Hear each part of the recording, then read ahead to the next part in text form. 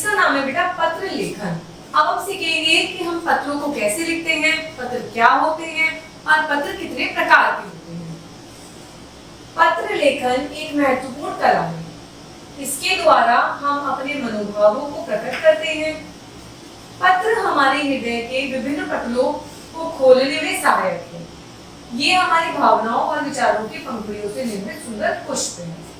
तो पत्र लिखना एक बहुत महत्वपूर्ण कला होती है जो सबको नहीं आती है। इसके द्वारा हम क्या करते हैं, हम अपने मन के भावों को, अपने मन की भावनाओं को प्रकट करते हैं। पत्र हमारे हृदय की बहुत सारी बातों को खोलने में, बताने में सहायक होता है। पत्र के माध्यम से उसके लेखक का व्यक्तित्व भी स्पष्ट हो जाता है कि कैसा लेखक है, कैसा लेखक पत्र को लिख रहा है। महान लेखकों एवं साहित्यकारों द्वारा लिखे पत्र एक अमूल्य निधि बन जाते हैं। जो साहित्यकार हैं, जो लेखक हैं, जो पत्र लिखते हैं, तो वो हमेशा के लिए हमारे लिए क्या हो जाते हैं, एक असेट हो जाते हैं। दो अनजान व्यक्तियों में आत्मीय संबंध बनाना भी एक पत्र अपनी विशेषता रखता है। किसी के सामने हमें जिस बात को कहने से संकोच होता है उसे हम पत्र के द्वारा व्यक्त कर सकते हैं। काफी बातें ऐसी होती हैं जो हम आमने सामने नहीं कह पाते हैं, तो हम पत्रों के द्वारा अपनी बात को लिखकर कह सकते हैं ताकि दूसरे व्यक्ति तक हमारी वो बात पहुंच सके। पत्र की परिभाषा क्या है? वह कागज का टुकड़ा जिस पर हम अपने मन के विचार प्रकट करते हैं उसे हम पत्र कहते हैं। कितनी सुंदर भाषा दी गई है पत्र। पत्र के प्रकार। अब बेटा हम पढ़ते हैं पत्र कितने प्रकार के होते हैं। बेसिकली पत्र 3 प्रकार के होते हैं: व्यक्तिगत पारिवारिक पत्र, व्यवसायिक पत्र और सरकारी पत्र। व्यक्तिगत या पारिवारिक पत्र क्या होते हैं बेटा? मित्रों, संबंधियों आदि को लिखे जाने वाले पत्र इस वर्ग के अंदर आते हैं। इन पत्रों में कुशल, बधाई, निमंत्रण आदि पत्र भी आते हैं। जो हम अपने दोस्त, अपने संगी संबंधी, इन सबको पत्र लिखते हैं तो वो कौन से होते हैं बेटा? व्यक्तिगत या पारिवारिक। व्यवसायिक पत्र या व्यापारिक ऐसे पत्र जो व्यापार या व्यवसाय संबंधी खरीदी बिक्री के लिए लिखे जाते हैं, वे इस वर्ग में आते हैं। ऐसे पत्रों में प्रायः संबंधित विषय के अतिरिक्त कुछ नहीं लिखा जाता। इसमें सिर्फ व्यापार से संबंधित चीजों को लिखा जाता है। सरकारी पत्र सरकारी, अर्ध सरकारी तथा निगमों आदि के अधिकारी को लिखे जाने वाले पत्र इस वर्ग के अंदर आते हैं। जब हमें कोई भी काम सरकार या अर्ध सरकार, निगम, इन सब से लिखना होता है तो हम ये वाले पत्र लिखते हैं।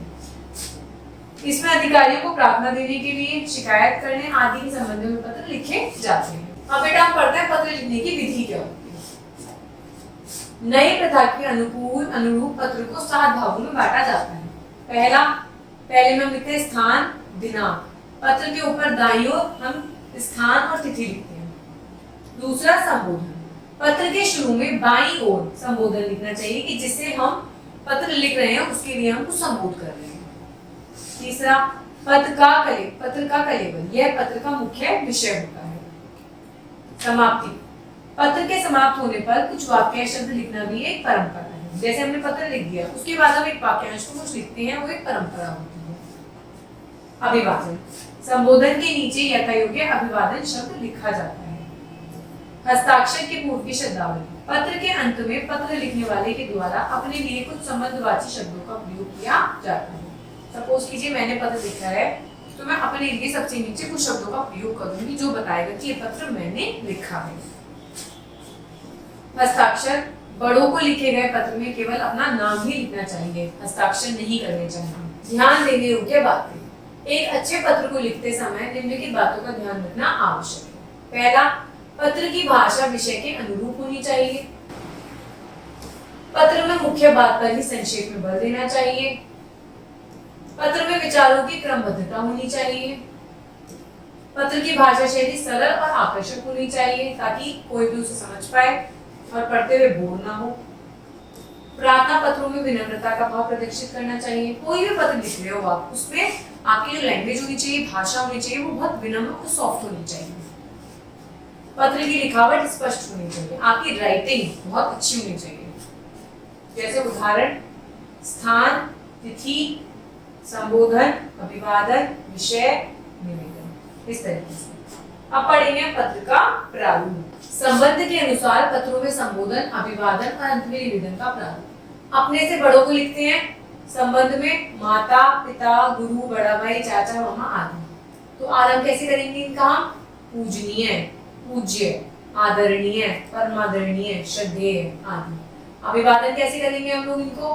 मतलब जैसे हम विश करते हैं, सादर प्रणाम, सादर चरण स्पर्श। और निवेदन कैसे कहेंगे हम लोग इनका?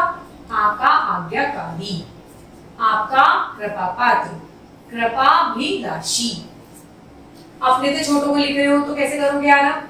प्रिय अनुज, प्रियवर। अभिवादन कैसे करोगे? शुभाशीष, चिरंजीव, प्रसन्न रहो। निवेदन में तुम्हारा शुभ चिंतक, शुभाकांक्षी। अपने मित्रों को लिख रहे हो तो कैसे आरंभ करोगे? प्रिय जगजीत, प्रिय कोई भी मित्र का नाम हो सकता है, प्रिय मित्र, सहृदय। अभिवादन कैसे करोगे? सस्नेह नमस्कार। और निवेदन कैसे करोगे? आपका परम मित्र, आपका अपना, या फिर आप और कुछ लिख सकते हैं। व्यवहारिक पत्र में आरंभ करेंगे प्रिय महोदय, प्रिय महाशय, श्रीमान जी। अभिवादन करेंगे नमस्कार, प्रणाम। और निवेदन भवदीय, निवेदक, शुभ चिंतक आदि। अब हम पढ़ते हैं कुछ पत्र। पुत्र की ओर से पिता को पत्र। अपने पिताजी क्या हो गए? बड़े हो गए, तो उनके लिए कैसे लिखा जाएगा? सबसे पहले एड्रेस, फिर डेट, फिर परम पूजनीय पिताजी, फिर लिखेगा अभिवादन, सादर चरण स्पर्श, फिर लिखेंगे अपनी बात। मैं यहाँ पर कुशल पूर्वक रह रहा हूँ और आशा करता हूँ कि आप भी कुशल पूर्वक होंगे। सबसे पहले क्या पूछी? कुशलता, अपनी बताई और उनकी पूछी। अब मेरी परीक्षाएं शुरू होने वाली हैं। परीक्षा फल ईश्वर की कृपा और आपके चरणों के आशीर्वाद से पूर्ववत ही रहेगा। परीक्षाएं समाप्त होते ही मैं घर आ जाऊंगा। पूजनीय माता जी को चरण वंदना, छोटे भाई बहनों को सस्नेह आशीष। फिर क्या लिखा है इन्होंने? आपका बेटा अजय शंकर। तो इस तरीके से एक पत्र अपने पिताजी को अपने पुत्र ने लिखा है, उनका परम पूजनीय पिताजी से अभिवादन किया है, उनको चरण स्पर्श करा है, अपनी बात लिखी है और इस तरीके से इसका अंत किया है। ठीक है, निवेदन किया है। नेक्स्ट है मित्र को पत्र। अब हम मित्र को लिखेंगे तो कैसे लिखेंगे बेटा? स्थान और डेट कैसे लिखी जाएगी? इसको हम कैसे लिखेंगे? प्रिय मित्र मनोज, सादर नमस्कार। मैं कुशल पूर्वक रहकर ईश्वर से तुम्हारी कुशलता की कामना करता हूँ। तुम्हारा पत्र प्राप्त हुआ, मतलब इसके मित्र ने पत्र भेजा होगा तो सबसे पहले ये सूचना दी कि तुम्हारा पत्र मुझे प्राप्त हो चुका है। तुमने पूछा है कि ग्रीष्मावकाश को किस प्रकार मनाया जाए। इस विषय में मैंने गोपाल, सुरेश और अजय से मिलकर कुछ कार्यक्रम तैयार किया है।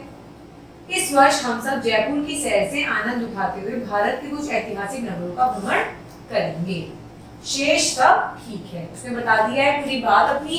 फिर क्या करा है? तुम्हारा परम मित्र शिवांश द्विवेदी।